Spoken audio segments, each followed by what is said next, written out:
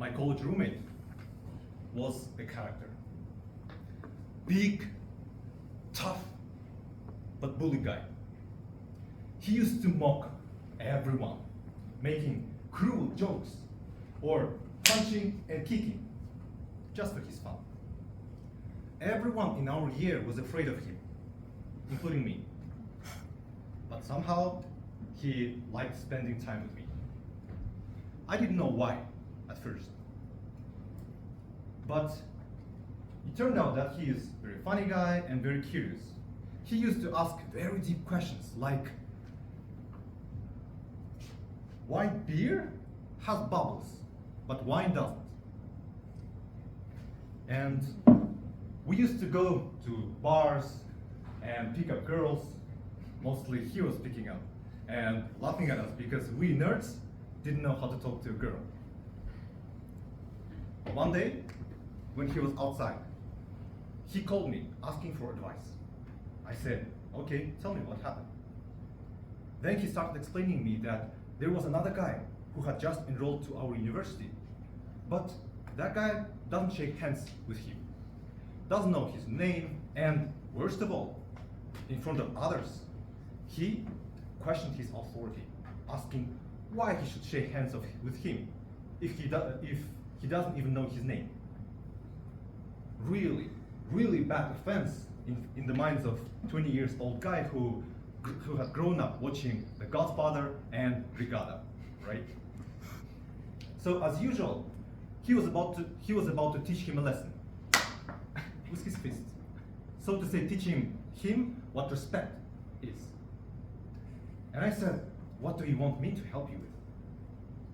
Then he asked me, Maha, do you think I really need to teach him that lesson? A bully asking me for advice. Yes. And I want to ask audience, what do you think my reply was? I will help you. Yeah. Well, it turns out you know me really well. I said, yes, you have to teach him that lesson. He has to remember who you are in this university. Go and punish him. We hung up the phone, and later that evening, we met with him. He was as hell. Holding a beer in one hand, he pulled me aside and told me that he taught a lesson to that guy. Now he remembers his name and will always shake hands, 2 hands. But he didn't look satisfied, and I couldn't understand why. Then he looked at me and said, Maha,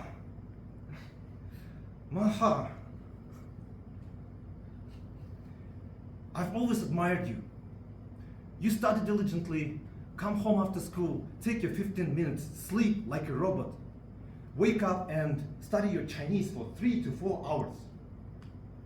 You run, go to the gym, cook dinner and read books. You spend quality time with others. You spend quality times with your friends, and all of them admire and respect you.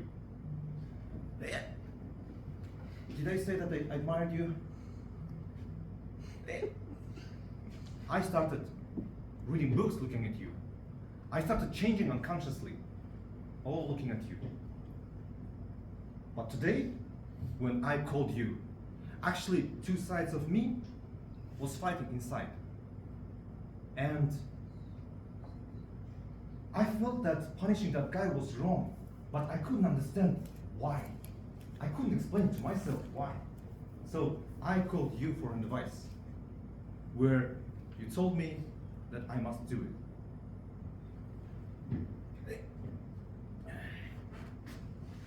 Maha, please, never change your principles. They're decent.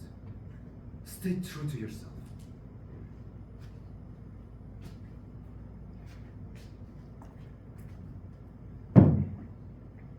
He said those last words and walked away. But I stood still. My project for tonight's speech is to share my experience about mentorship. And while brainstorming about this topic, I couldn't forget about this story that happened 9 years ago. And we didn't have mentor-mentee relationship with him, but I think this story that happened 9 years ago has some aspects of mentorship inside. And the first aspect is that mentorship doesn't always require direct instruction. Sometimes living by your own values and principles is the best way and form of guidance. I never intended to be his mentor, but it turned out that my dedication to consistent self-improvement and relationship with others made me one for him. Another reason, probably the biggest reason why I can forget this story, is that I feel guilty. I feel guilty because of my intentional advice, which was flawed and wrong. Wrong words led to mental and emotional harm for one person, even if he was a bully, and physical harm for another one, although he was okay later. This experience taught me that when you have influence to someone, even if that influence is unintentional, you have big responsibility. And also, this story taught me that mentorship is not only and always about teaching what you know and sharing your experience. It's also about understanding how powerful your words and actions can be. I'm sharing this story because it continues to shaping my approach to influence, responsibility, and relationship.